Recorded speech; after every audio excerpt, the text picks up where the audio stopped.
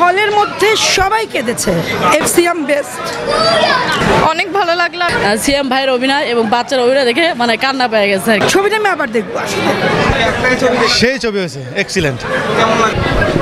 আমরা দেখছি জঙ্গলি মুভিটা। জি মুভি অনেক ভালো ছিল। বাংলাদেশে সাধারণত এমন ইমোশনাল টাইপের মুভি সচরাচর দেখা যায় না। মুভিটা অনেক ইমোশনালি, মানে অবভিয়াসলি এখানে মেইন ক্যারেক্টার তো সিয়াম ছিল, ওরই অভিনয় ভালো লেগেছে। ইনশাল্লাহ খুবই ভালো ছিল। ওই যে কি এটা যেন জঙ্গি দেখলাম, অনেক ভালো ছিল। বাচ্চাটার অভিনয় এবং নায়ক দুজনের অভিনয়টা খুব ভালো ছিল। অবশ্যই অনেক ভালো লাগলো। অনেক ভালো ছিল, অনেক। সিএম ভাইয়ের অভিনয় এবং বাচ্চার অভিনয় দেখে মানে কান্না পেয়ে গেছে। হ্যাঁ ভালো, অনেক ভালো লাগছে। সিয়ামের অভিনয় অনেক ভালো লাগছে। হ্যাঁ অবশ্যই। আচ্ছা সেই ছবি হয়েছে এক্সিলেন্ট। খুবই সুন্দর লাগছে। সবার ছবি খুব ভালো লাগছে।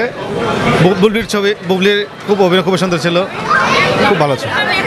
ইমোশনাল ছবি, একদম ফ্যামিলির ছবি, খুব ইমোশনাল ছবি, ফ্যামিলিগত ছবি, সবাই কান্না।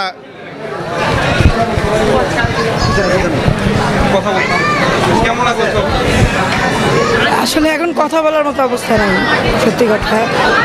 খুবই হার্ট টাচিং, খুবই, এবং সিয়াম বেস্ট, খুবই ভালো ছবিটা।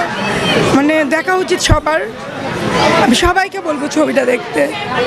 এবং গল্প, অভিনয়, মানে আমি জানি এটা সিয়ামের ছবি, এবং সিয়াম যে কবে এত মানে অভিনয় দেখি নাই আসলে। মনে হলো যে একটা মানে জঙ্গলি একটা বাবা, একটা বাচ্চার গল্প, এবং আমাদের যেরকম পারিপার্শ্বিক যে মানে ছোট বাচ্চাদের নিয়ে যে অ্যাবিউজগুলো হয়, এটাও এখানে উঠে এসছে। একটা পারিবারিক গল্প, একটা মা বাবার গল্প, একটা সন্তানের গল্প।